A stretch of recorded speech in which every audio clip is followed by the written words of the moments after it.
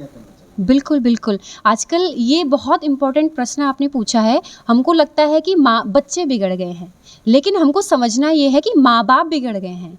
माँ-बाप जैसा आचरण करेंगे, बच्चे उसको फ़ॉलो करेंगे। हमारे जो वेद शास्त्रों में, हमारे जो भारतीय संस्कृति है, आर्यवर्त की जो संस्कृति है, उसमें 16 संस्कारों की बात की गई है। तो बच्चे को बनाने की जो प्रक्रिया है, वो गर्भाधान संस्कार से शुरू हो जाती है।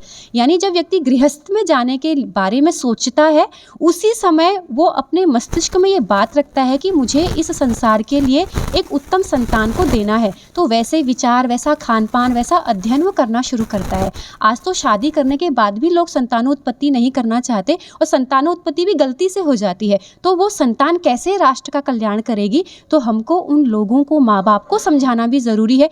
इसके लिए हमारा एक सेंटर भी है आत्मोन्नति के नाम से हरियाणा में, जिसमें हम लोगों को पेरेंटिंग के शिविर भी लगाते हैं। जो नए बच्चे हैं, गृहस्थ में जाने वाले हैं, उनको सिखाते हैं कि गृहस्थ एक यज्ञ है, एक परोपकार का काम है, जो आपके कंधों पर पूरे समाज को ले जाने का काम आप कर रहे हैं। गृहस्थ कोई मौज मस्ती का आश्रम नहीं है, ये बहुत बड़ा आश्रम है, जिसमें सबसे मुख्य धर्म है एक अच्छी उत्तम संतान की उत्पत्ति करना।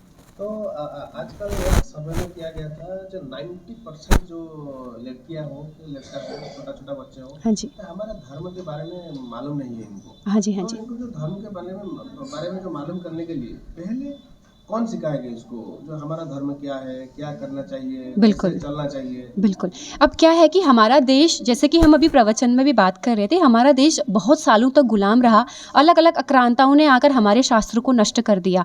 अब जो माँ-बाप हैं, वो स्वयं नहीं जानते सही धर्म किसे कहते हैं। जैसे धर्म के नाम पर हिंदू, मुस्लिम, सिख, ईसाई, बौद्ध, जैन आदि नामों से प्रचलन है, लेकिन ये धर्म नहीं है। धर्म का मतलब होता है कर्तव्य। धर्म का मतलब होता है अपने अंदर अच्छे गुणों को धारण करना। धर्म का मतलब होता है अपने माता-पिता की सेवा करना। जो जिस आश्रम में है, ब्रह्मचर्य में है, गृहस्थ में है, और या उसने गृहस्थ से अब वानप्रस्थ में आ गया है, संन्यास आश्रम में आ गया है, वो अपने अपने उम्र के हिसाब से अपने अपने कर्तव्यों को करे।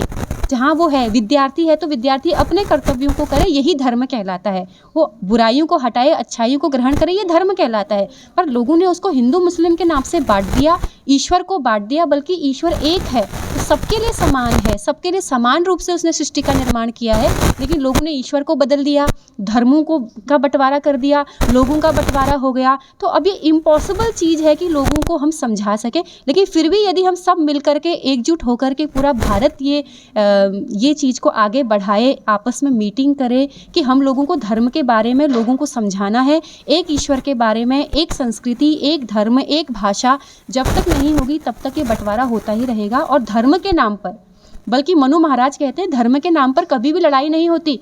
धर्म तो श्रेष्ठ है, धर्म तो कर्तव्य है, धर्म के नाम पे लड़ाइयाँ कैसी? पर आज धर्म के नाम पे ही लड़ाइयाँ होती हैं, क्योंकि लोग सही धर्म का मतलब नहीं समझते हैं। तो हम लोगों को सबकी ट्रेनिंग लेने की ज़रूरत है।